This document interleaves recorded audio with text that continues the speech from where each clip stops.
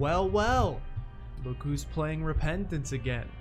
Went out to find another reason to cry again. Hello, welcome back everyone. It's me, just Jershin. Another episode of The Binding of Isaac Repentance. I think it's 47. Look, the past 2 weeks, as I said in the last one, have been a little wonkus. So I apologize if I'm all out of whack. The great news is, we only had one scuffed episode of me recording in the basement. I'm happy to report, we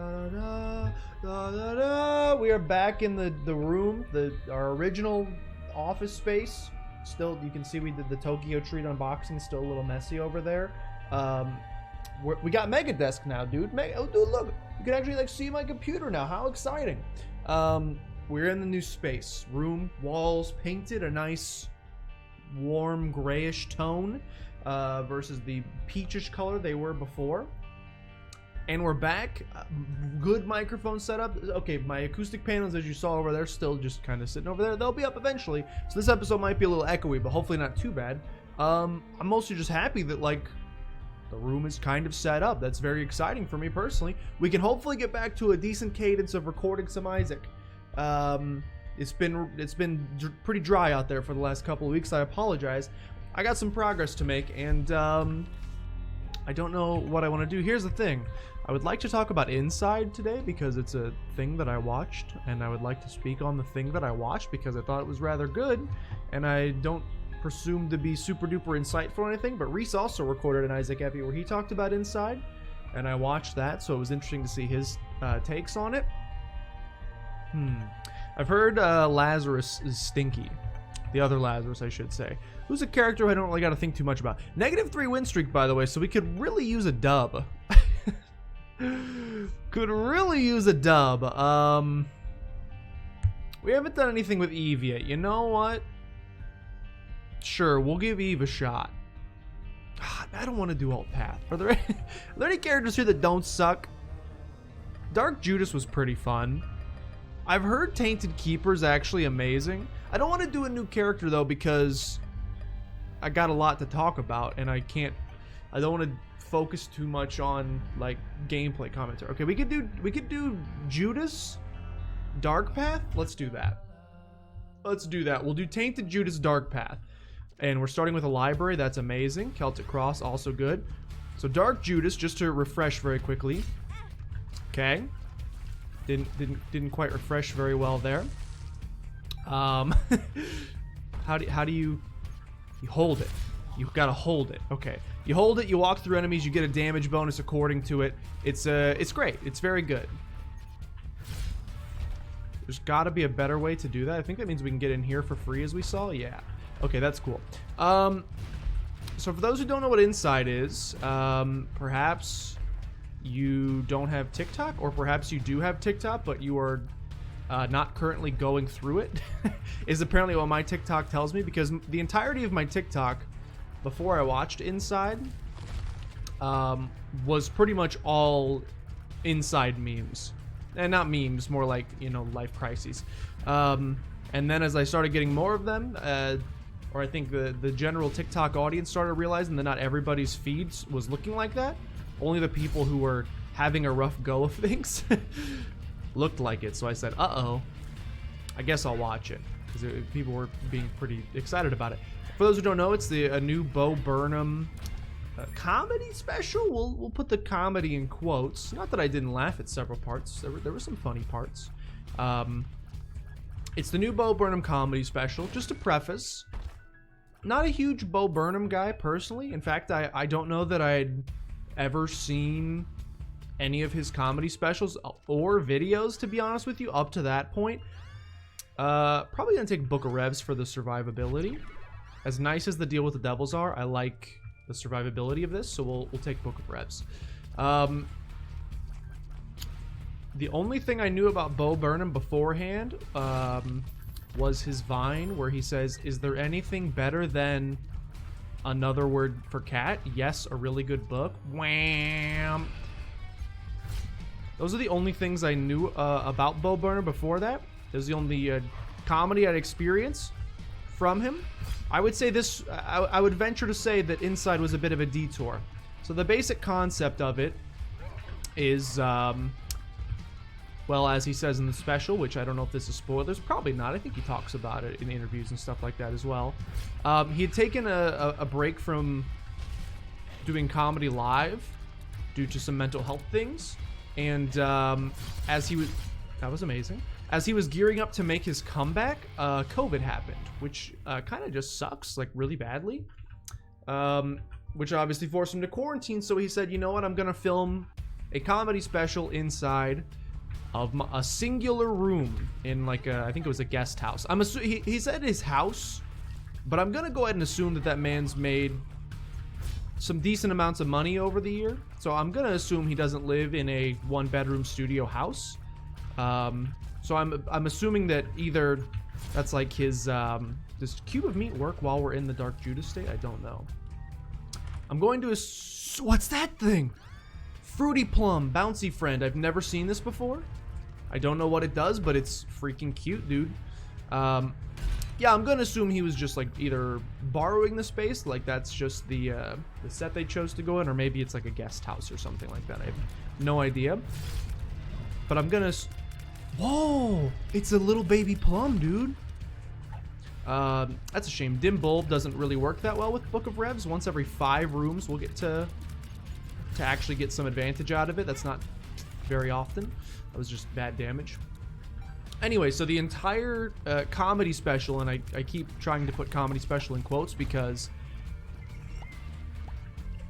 it's like when I tell people that BoJack is funny. Are there funny parts of BoJack Horseman? Absolutely. Are there some existential dread causing portions of BoJack Horseman? Also, absolutely. Both things can be true, you know? And Inside certainly has some elements of that as well. It is, what's this button do? What all the buttons do, aka absolutely nothing good. BOGO Bomb's probably worth the 15 cents, so we'll take it. The entirety of the special is filmed, scripted, written, filmed, edited, acted out, whatever, everything. All of the things you would associate with a comedy special. By Bo Burnham during the course of quarantine, so like a little over a year. And I don't want to spoil it. Like go watch it if you have not already. I don't want to spoil it. I don't want to spoil it too badly, but like I would also like to give my thoughts on it. So it's tough because it's like it's a little bit of a tough line. Let's just say, without getting into like too specifics, this is a shame we're not going to get a deal with the devil now. I mean, we got to deal with the devil, but I can't take anything from the deal with Temperance ? I don't know what that means. That's weird. I've never seen that before. I've never seen that before. I'm hoping for a spirit heart from this. Oh my goodness, I don't deserve it. I did not deserve that. Okay. Help! Help! He's just taking pills! Stop. Okay, that was terrifying. I don't really know what happened there, but I got... My tears went down. Okay, that sucks. I think these kind of suck too. I'll take Fear Shot. It's a damage up. I don't know what that was. It was Temperance ? But it didn't drop a Temperance machine onto the ground. It did some weird stuff instead. Okay. I don't know what that was. We're gonna go to the next floor. Yeah, it's it's filmed over the course of an entire year inside his house. So I would say it starts off maybe as you would expect a comedy special too, with maybe some like, I'm trying to think. I was just thinking it the other day. There's like, it reminded me so significantly of something else that I had a media experience that I'd had in my life that I now can't remember. Things are normal. Like, it seems like a normal comedy special at first. For those who don't know, Bo Burnham's like a musical comedian kind of guy, so he mostly, it's not like a typical stand-up, stand up there and tell jokes. There's a couple of those throughout, or like little skits here and there, but it's mostly like funny songs. And that had kind of typically been his MO up to that point. A lot of, I don't want to say silly songs, because then it's like VeggieTales. The more adult themes than VeggieTales for sure. But typically that was like his thing before, was doing kind of almost like Weird Al Yankovic, although not always remixes. But Weird Al style stuff. Why is my range so bad? Why did everything get so bad? And now we have an I'm excited pill. Wonderful. When did everything get so bad? Was it when I like took that slurry of pills? I think that slurry of pills was not great for us. And I'm assuming that's the temperance card that did it. I'm not very happy with that.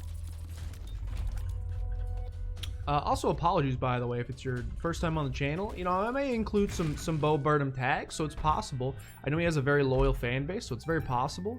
Although you may see I'm playing Isaac and then be like, I'm outie.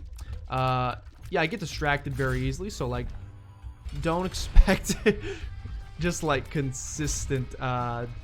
I'm just going to consistently be pausing my conversation, losing my train of thought, etc. It's kind of just how things go around here, unfortunately. It starts off as a normal comedy special with his like typical silly-ish jokes, more lighthearted type stuff, with like little inklings you can kind of start to pick up in the background that maybe not is all. I think I'm just gonna go to the next floor. Maybe not everything is as it seems. There's like just like random little dark moments and weird fourth wall breaking type stuff that gives you this like creepy vibe that something's not right. And I had another media experience that I feel like I just watched recently. It's not BoJack. I feel like I just experienced something else recently that does something kind of similar. Like it paints itself as something at first, and then as you watch it, you go, "Oh, maybe it was a game." Was there a game I played recently that painted itself as like an innocent? It's almost like when you're playing a game that seems like super duper happy and cute, and then out of nowhere it turns into like a horror game, but you can kind of like pick up little hints that it might be a horror game throughout. Not Turnip Boy. Turnip Boy is like the only game I've played recently besides Genshin, so I don't know what it is. There's something. Anyway, it paints itself as like a normal comedy special at first, but as things keep going, and this lines up with as quarantine continued longer and longer and longer, things get a little darker. I would say the dark is probably a good way to describe it. It's almost like, and again, it's a little tough to comment on it because it's really good. Watch it. They paint it in a way that it's like, it's tough to tell what's real and what's like, you know, put on for the sake of art and for the, you know, what's scripted basically.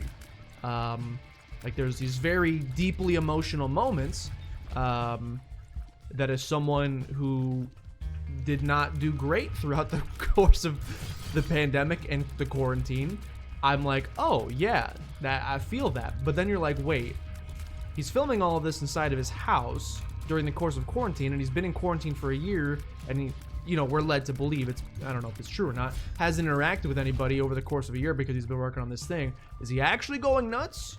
Or is he pretending that he's going nuts? Oh my gosh, this run. Or is he pretending that he's going nuts in order to hint at or to help relate to a further point? You know, it's tough to say. Maybe up for interpretation. I feel like it's very art. I got hit. It's very artsy in that way, and I like it. But yeah, like as the special goes on, I'll just say things spiral. Again, I'm not gonna like spoil too much of it, probably.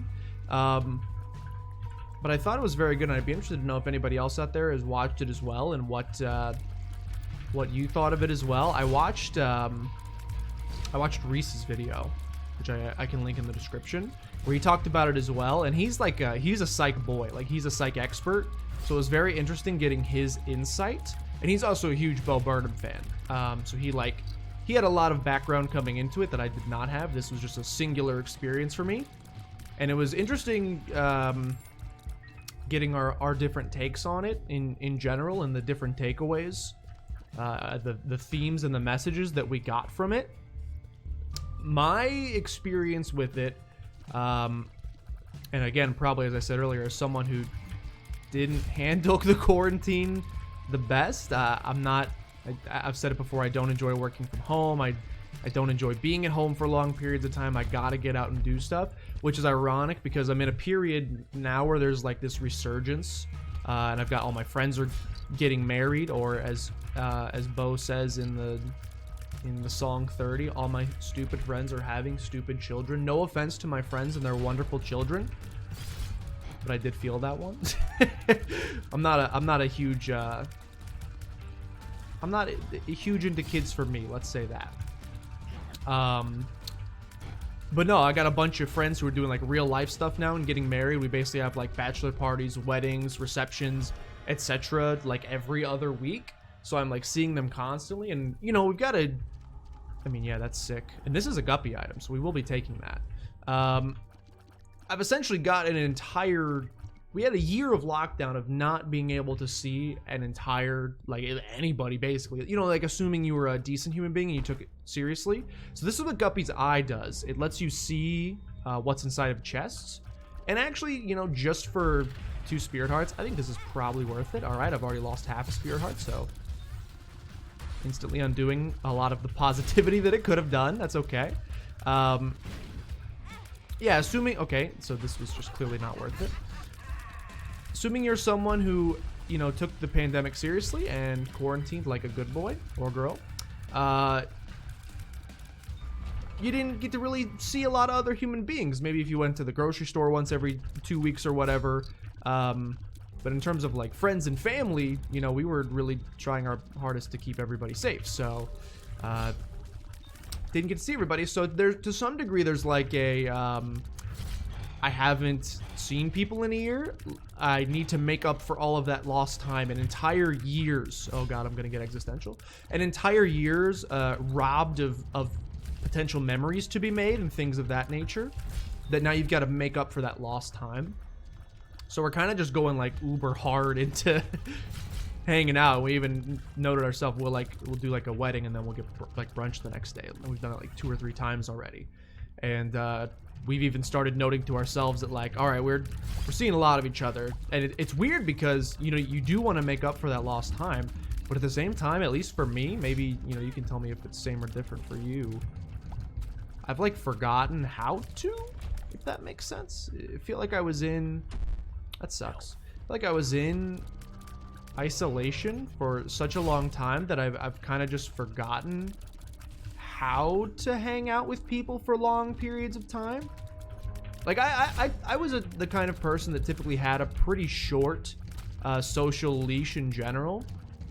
And I think I probably get that from my, I didn't even see that was a mean chest.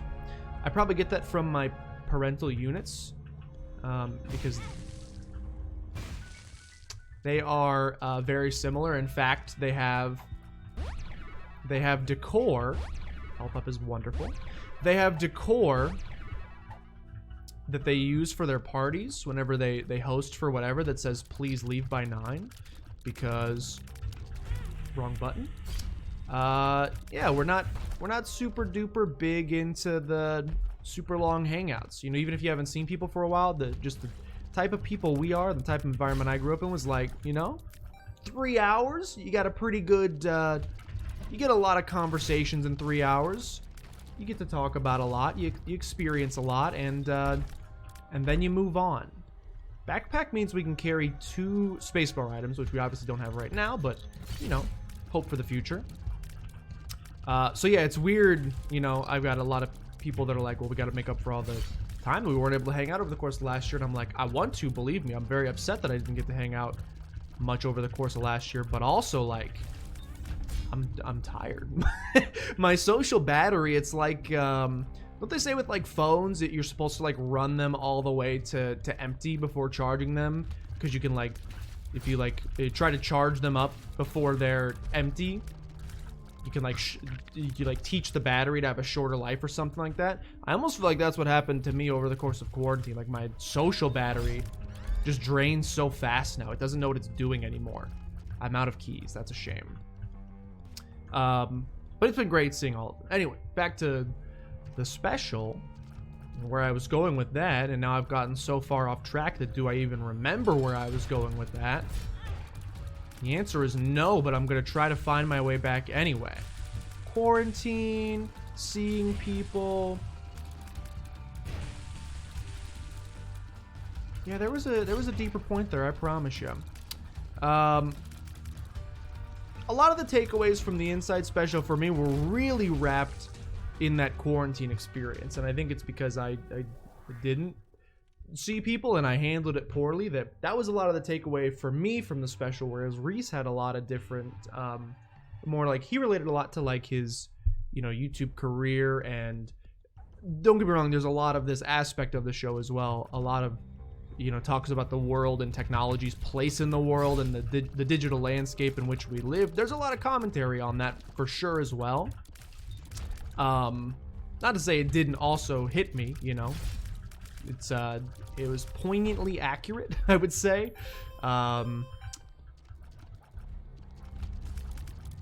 But the part that really got to me was just a lot of the quarantine stuff, and you're almost like watching, again, whether acted or not, you're almost watching like a man's descent into madness as he sits in a room by himself for long periods of time, and as he alludes to in the special, mental health is declining, and we're one item away from Guppy, and we're gonna get it.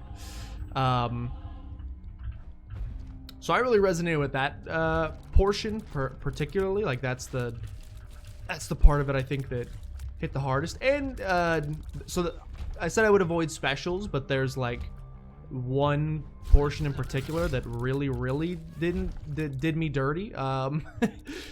And for those who know, just like my, I don't want to say triggers, but like the things in life that tend to send me spiraling into, honestly, I think Dim Bulb's not doing much for us. The things that tend to kind of send me into existential crises tend to do with things around aging, and I'm not a huge fan of death, I would say. Like the concept of it, not a big fan personally at all, ever. Please don't talk about it. So I'm kind of weird about birthdays. There's a portion in there where Bo talks about how he was pretty sure he was going to have the special done by the time he was 30. And then in the special, he's got a clock behind him that is at 11:58 p.m. And he goes, well, I'm actually turning 30 in about 2 minutes. And I'm not done with the special, so that sucks. So there's like components there of like not getting enough done by certain points in your life, like maybe you would have originally thought you would have, which I can relate to heavily. That one started to send me, but the part that sent me the most is that is there anything on this floor to explore? I mean, if we can get a key, I would like to go into my item room. I would also like to, okay, there is a key. I would also like to make boss rush, so let's try to do this quickly. The clock strikes 11:59 and he goes, all right, well, I've got less than a minute, so I guess I will just allow me to just enjoy the rest of my 20s. And sits there in complete silence for about 45 seconds with the camera slowly panning forward until the clock strikes midnight, and then he goes into the next bit. Yeah, didn't love that, to be honest with you. It's kind of like I was saying earlier regarding like, hanging out with friends. The idea of having a year of memories robbed because of the pandemic and not being able to create memories during that time is not my favorite, to be honest with you. Not something I really wanted to be reminded of. So those were like don't get me wrong, it's a jam-packed special with a lot of different themes and motifs. That's just one aspect of it, and that just happens to be the aspect of it that I resonate with. No! I hate myself. Oh, I'm so mad at myself. I was nervous because we only had like 15 seconds to get into boss rush. So I was like, you gotta hurry because you want to check what's in the Deal with the Devil 2. So I grabbed the Polaroid out of habit, but we need to do Dark Path with this character.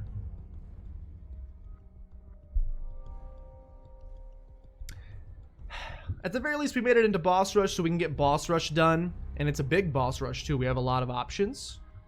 I think they all stink. Yeah, they all kind of suck. Somehow they're all bad. I've never seen this item in the bottom corner before, so we'll pick it up. I have seen that before. They just gave it a different animation. And you know what's really sad? It would actually be very good for us. It would actually be very good for us if I would have kept Dim Bulb, but I didn't keep Dim Bulb. I yeeted Dim Bulb into the stratosphere, and now I got this stinking penny item instead. So, yeah, Love Toot's not going to be doing too much for us, unfortunately. We'll survive this. It'll just take some time. Hello, I saw you somewhere?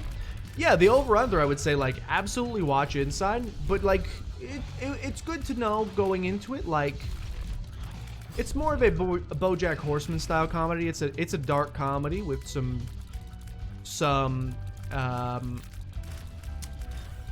I don't know if dark is even the right word, but like morbid, depressing, serious, very, very serious themes to it.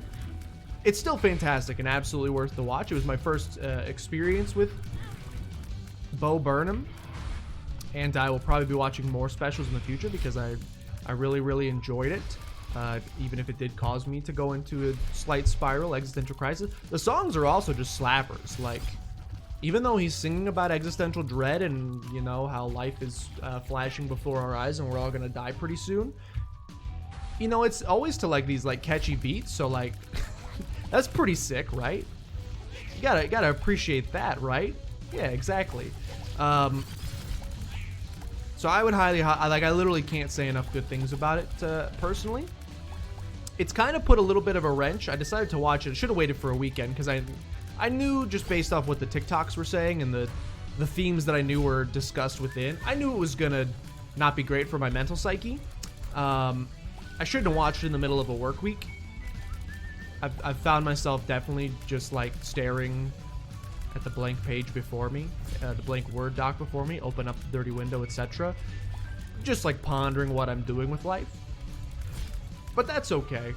Probably should have saved it for a weekend. So maybe if you're out there and are also prone to existential crises, maybe just give it a nice weekend watch, you know? It'll still be just as good in the weekend. And yeah, the songs are slappers. They're on Spotify now, which is great. I truly cannot recommend it enough. I'm not, look, I took like 3 psych classes in college because I originally was going to have a psych minor, but I am most certainly not equipped enough to delve into any of the deeper psychological meaning in a lot of that. And I think the cool thing about it, as is evident by, you know, Reese and my different primary takeaways from the special, is that it can kind of be interpreted in a lot of different ways, and you can kind of gravitate towards the pieces that help you the most. Like, for example, for me, I think a weird thing for me, and one thing the special definitely kind of awoke in me, is that, again, as someone who took quarantine very seriously, I went from seeing absolutely nobody for long periods of time to now, you know, everything's opened up, I'm double vaccinated, all my friends are double vaccinated. There's these weird portions where it's like you can go back to living normal life to some degree. There's still obviously, like, we don't know, like, hopefully that's the case. But there's still these weird portions of you that tell you not to deep down, and like anytime I'm out, it still feels weird, and I'm like, I you know, I'm hanging out with all of my friends and we're not wearing masks, and there wasn't this, I think the issue, and the special reawoke, I guess, this, trauma's not the right word, but I mean, the last year was a traumatic situation, one that I certainly would like to never live through, and I hope that nobody ever has to live through again. I think the thing for me, a big portion of it primarily, was this kind of like lack of a transition period, and maybe now is the transition period, but it hasn't felt like it, of going from quarantining, living in the pandemic, not being able to do anything ever, to now things opening back up. It was a pretty quick transition from one to the other. it feels like, at least to me, like and maybe this is probably also just in the U.S. So like maybe outside of the U.S. it doesn't feel like this. I know a lot of countries are the vaccine rollout's been slower, so they're still kind of going through it. But you know, when it hits, it goes pretty quick. Like the rapidity, the rapidness with which things in the U.S. have opened back up is kind of shocking to me. Like just watching Cardinals games, Busch Stadium went from like 1/4 capacity to full capacity in less than a month. It's kind of crazy. Maybe like a month and a half. But like a pretty quick transition overall. And it feels weird going from like cardboard cutouts a month ago. I guess I'll pop straight. Feels weird going from, where is this son of a gun? Feels weird going from cardboard cutouts a month ago to like, go live your life now, it's normal. Like I haven't really processed it for me internally. Like that's what the special really made me realize, is that A, I have not mentally and emotionally processed what happened over the course of last year, and B, that I need to, like really badly.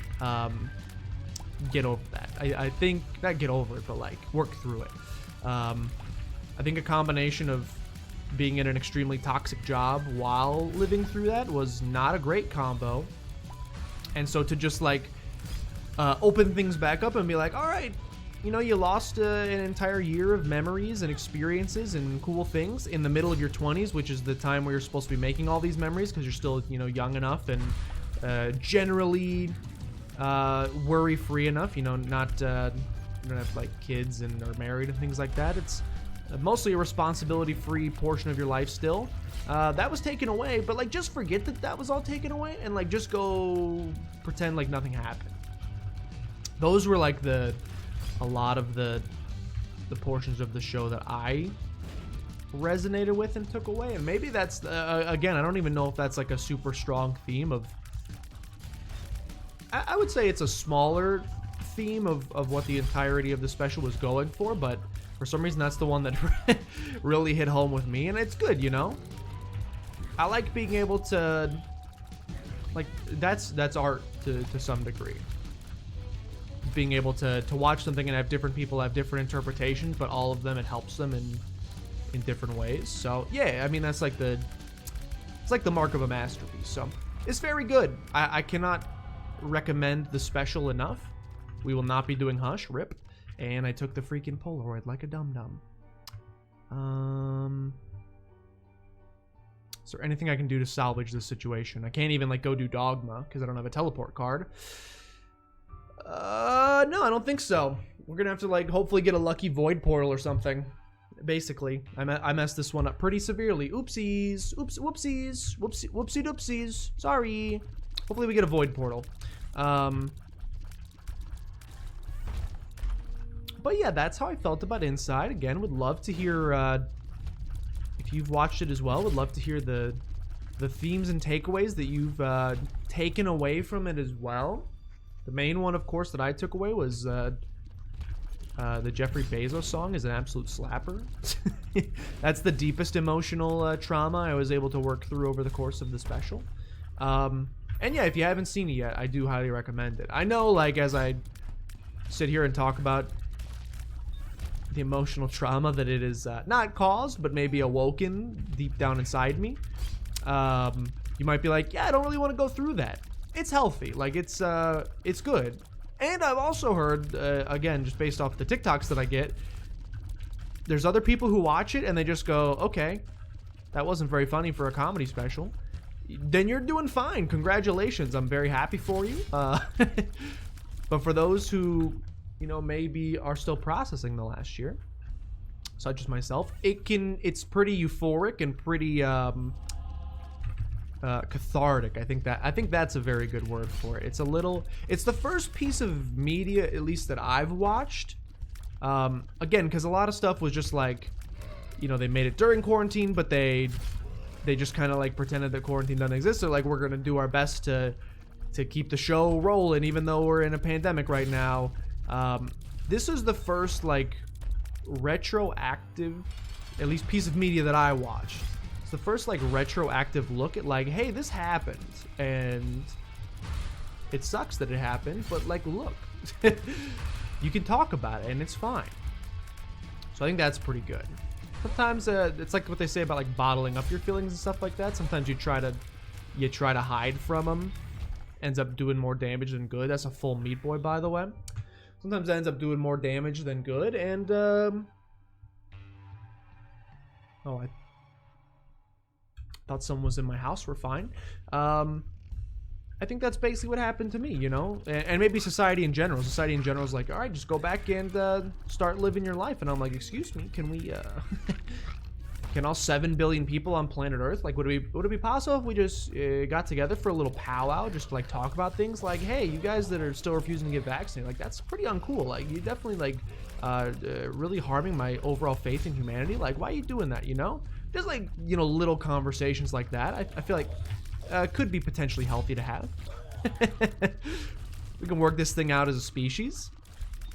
That's another theme of Inside that is constantly talked about and gone over, is the fact that we probably will never be able to work things out together, and that we're kind of just fricked. And, you know, it's like a very pessimistic view of life, I would say. But just because it's pessimistic doesn't mean it's wrong, unfortunately. So I enjoyed that aspect as well, although that is one of those things, like when they talk about, you know, climate change and, like, have we already done irreparable damage? Like, is it too late to come back from? That's the kind of thing I'll bottle that up. Because if there truly is nothing left we can do about it, that's like an ignorance is bliss situation, I think, for me personally.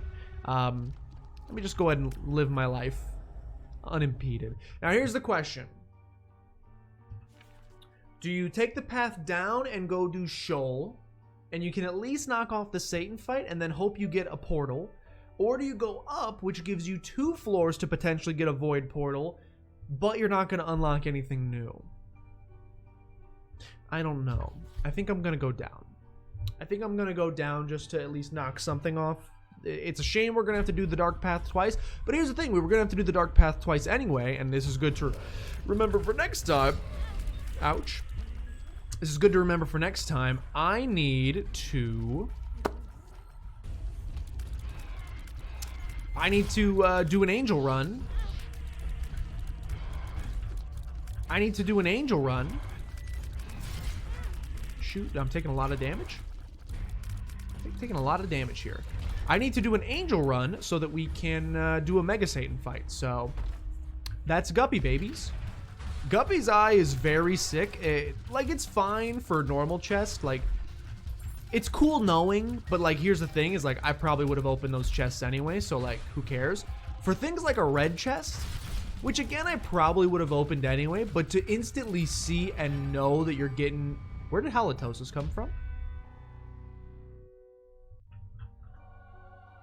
Where did Dead Tooth come from? Don't know. I'll take it, though. Free item.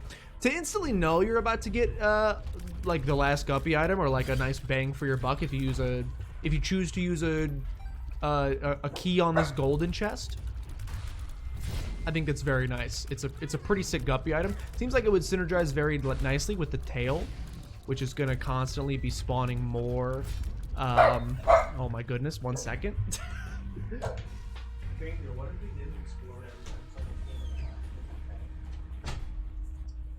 Yeah, it seems pretty sick to me. Like, it'd be a nice combo with the tail. And it's an extra Guppy item. I complained for a long time.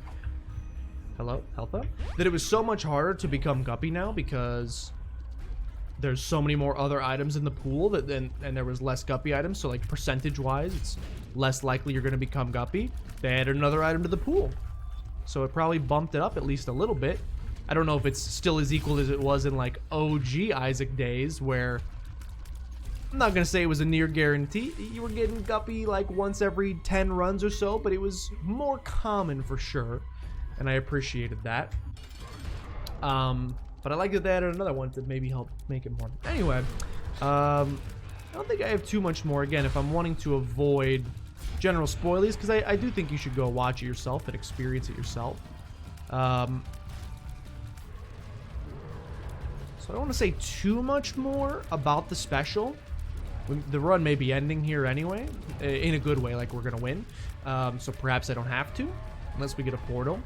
But yeah, I would highly recommend it. You know, just I would say it's nice to know going in that it's not a normal comedy special. You'll giggle, you'll laugh. There's some good self-aware humor and jokes in there. There's also some truly terrifying ones though. All right, ladies and gentlemen, Dark Side Path not fully completed. Didn't do Shoal. Didn't do Dark Room, but we did get Shoal done. And we finally got a win for the first time in about 1,000 years. We got 2 things on the post-it note. Again, kind of sucks, but it's fine. It's fine. Next time we'll work on, doing anything else. We'll probably dip our toes in with a new character next time when I have less of a rambly review of a comedy special to do. We'll get back into the actual gameplay. But the good news is, hopefully we are getting back into the gameplay. Room set up, still getting set up. A couple small things here and there, but it's getting set up, and hopefully I can get back to a cadence of recording more. Work's been a little crazy lately due to my own shortcomings, but I'm hoping to block out some time for some more recording and maybe more streaming coming up. Hopefully, we'll see though. Thanks for watching, guys. Hope you enjoyed. If you did, please consider showing some support down below. Like and comment, subscribe. Helps out a great. This show the grandmother's voice. But thanks for watching. See you guys next time.